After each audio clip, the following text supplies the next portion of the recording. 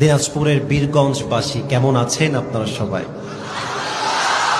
ভালো আছেন আপনারা সবাই? আমি কিন্তু দিনাজপুরকে অনেক ভালোবাসি, পুরো রংপুর বিভাগকেই আমি ভালোবাসি। আমি আমার দিনাজপুরের মাহফিলগুলোতে দেখেছি মানুষগুলো খুব শান্ত, সুশৃঙ্খল। আমি কিন্তু আজকের পরিবেশটা তার বাহিরে দেখতে চাই না। তবে দিনাজপুরকে নিয়ে অনেকে অনেক রকম বাজে মন্তব্য করে, আমাদেরকে ছোট করতে চায়, নিচু করতে চায়, গরিব দেখাতে চায়। আচ্ছা বলেন তো, বাংলাদেশের সবচাইতে বড় কয়লার খনি কোন জেলায়?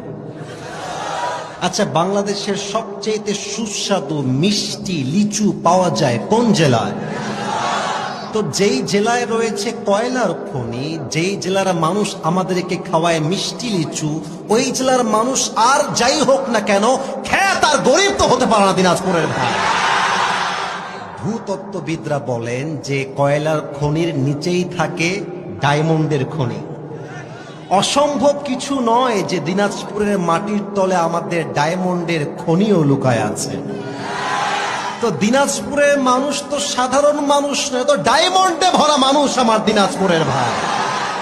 দিনাজপুর সব দিক থেকেই সেরা। আমাদের আছে কান্তজিও মন্দির, আমাদের আছে নয়াবাগ মসজিদ, আমাদের দিনাজপুরে রয়েছে নবাবগঞ্জ জাতীয় উদ্যান, আমাদের দিনাজপুরে রয়েছে বিশাল বড় বিশ্ববিদ্যালয়। আমি দেখে আসলাম দিনাজপুরে জেলা স্কুল আছে, দিনাজপুর সরকারি কলেজ আছে, দানিশ এই যে বিশ্ববিদ্যালয়, প্রযুক্তি বিশ্ববিদ্যালয়।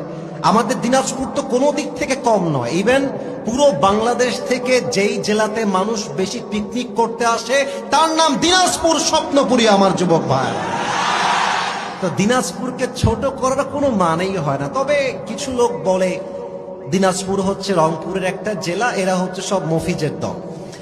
তা আমি বলেছি মফিজ মানে দুলা ভাই, তুই যদি আমাকে তোর দুলা ভাই বানাস, তোর বোনের জামাই বানাস, আমার তো কোনো আপত্তি নাই যুবক ভাই।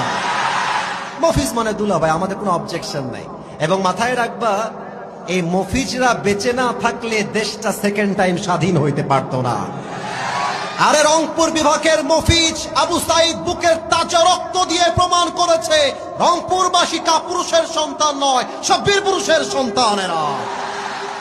আল্লাহ তুমি দিনাজপুরের মাটিকে কবুল করে নিয়ে পড়েন সবাই আমিন। আর আপনারা তো ভাই রাজাবাড়ির মানুষ, দিনাজপুরে রাজবাড়ি আছে, আমাদের ব্যাপারটাই আলাদা। আচ্ছা, আপনারা কি জানেন দিনাজপুর মানে কি? দিনাজ হচ্ছে ফার্সি শব্দ। দিনাজ মানে হচ্ছে সম্পত্তি, আর পুর মানে হচ্ছে শহর, সম্পত্তির শহর। যেহেতু দিনাজপুরে কয়লার খনি আছে, যেই কয়লার খনি দিয়ে বিদ্যুৎ সাপ্লাই হয়, দিনাজপুরের মতো দামি শহর তো আর কিছুই হতে পারে না, ঠিক না? আরেক জায়গায় আসছে, দিনাজ হচ্ছে একজন বাদশার নাম, আর পুর মানে শহর। দিনাজের শহর, উনি একজন নামকরা রাজা ছিলেন, আবার রাজা পরিবারের সন্তান। অতএব কথা যখন বলবেন বিড়ালের মতো ম্যান ম্যান করে নয়, বাঘের মতো গর্জন দিয়ে কথা বলতে হবে।